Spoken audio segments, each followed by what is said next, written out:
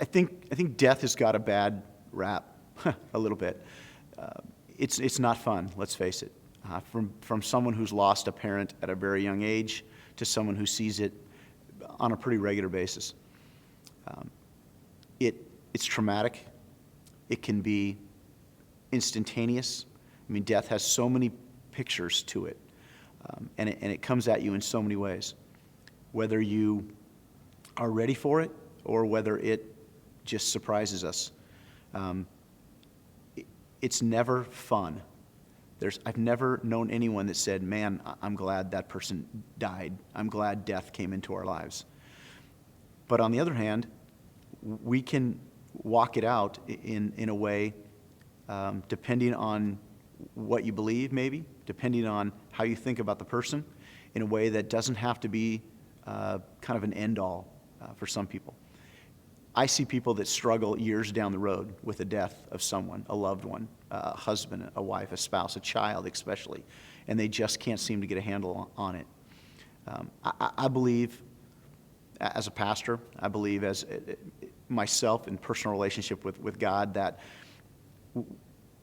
there's more to just this life right here. So to me, this death that takes place isn't the end. It isn't final.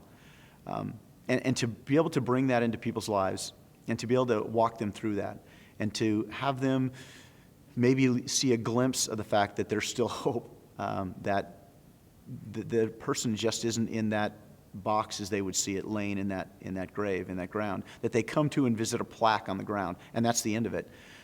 Hopefully, death is a bigger picture than that, that there is an eternity, that they can see that while this was tragic maybe, while this was unexpected, while this leaves a big hole in family or friends, it doesn't have to be a thing that sticks with them the rest of their life. Memories of the person you should never lose. The thought of death can go away at some point soon. The grieving process must happen. If we try to hide the fact that we hurt, if we try to hide the fact that, I'll go to the service and I'll walk away and not really think about it, we're fooling ourselves. Death really does have a sting to it, and we have to walk through that process. It doesn't have to be, though, lifelong. It doesn't have to be something that we can't get through. With counseling, with a relationship with the Lord, with help of a place like a great mortuary and people that have walked you through the process correctly, friends, family that hold you up and walk you through. I don't think death is a final stage of life.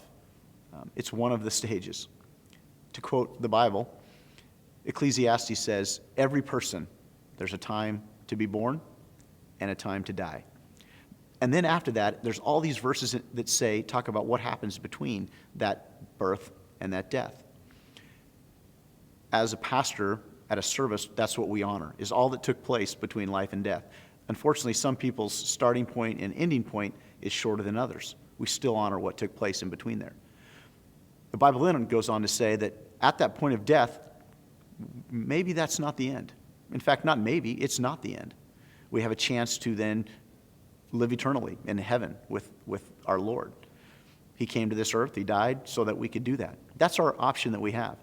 So to bring that in and try to add some spiritual value to a service, to a family in grieving, to give them hope when in a lot of cases it's hopeless or it seems hopeless.